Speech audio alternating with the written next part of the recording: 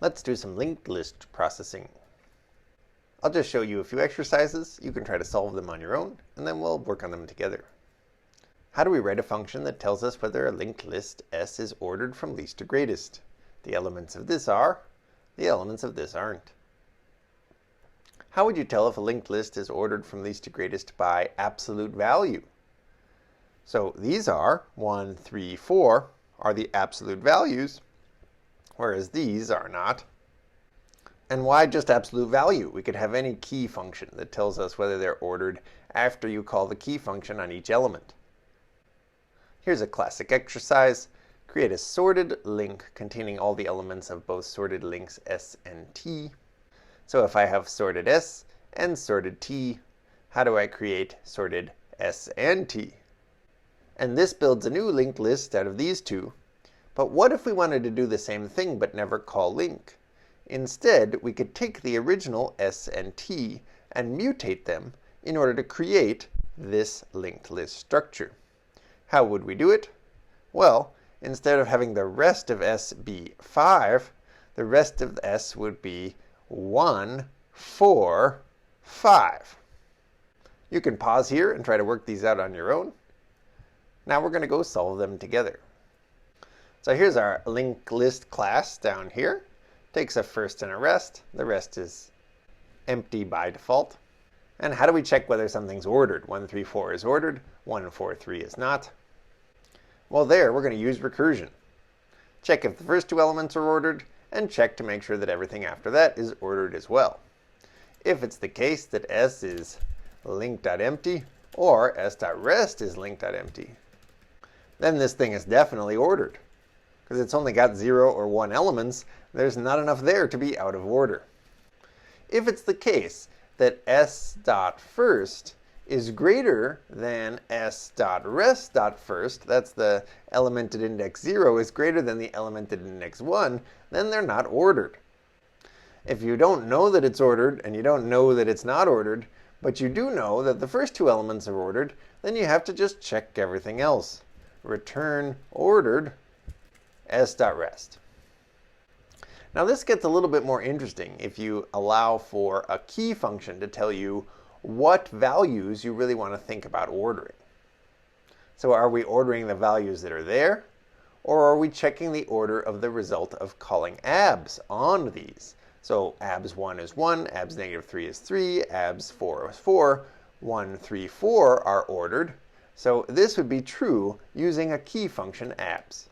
We're using this in much the same way that key is used for sorted or min or max. We'd have to add in a second argument. By default, it just has the identity function. But if you pass in abs, then that's the condition we should check. Is it the case that abs S.first is greater than abs S.rest.first? Well, that would handle the absolute value case, but we want this to be generic enough to handle any possible key function. So we just replace abs with key. That means by default it will take the identity function, but if you want, it could take the abs function instead and apply that. All right, let's look at the next one. Merge. Return a sorted list with the elements of sorted S and T. So when I merge together A and B, 1, 5, and 1, 4, then I get 1, 1, 4, 5. If S is link.empty, then the merged result should just be everything that's in T. If T is link.empty but S is not, then I think the merged result should be everything that's in S. Now we know that there are elements in both S and T, so we can compare S.first and T.first. If they're equal, it doesn't really matter what order you put them in, so we'll just put less than or equal, but we'd be equally correct if we put less than.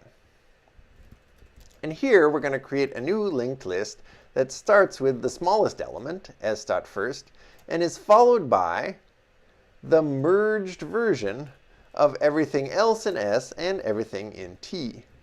This result has everything in S, there's the first and there's the rest, and it has everything in T.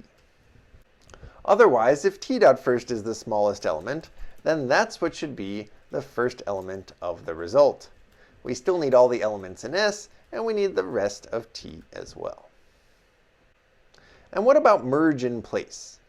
The idea here was that we started with A and B, we called merge in place, and we got all of the elements in A and B in sorted order.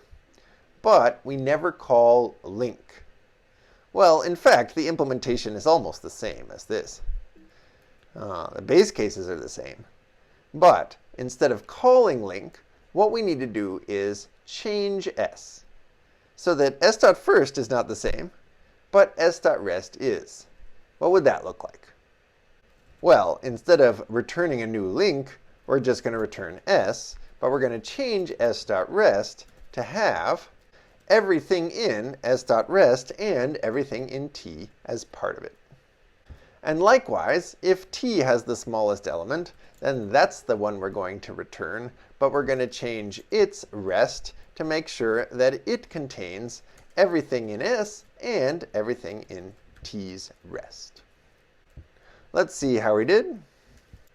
Our doc test passed, and so we've played around a little bit with linked lists.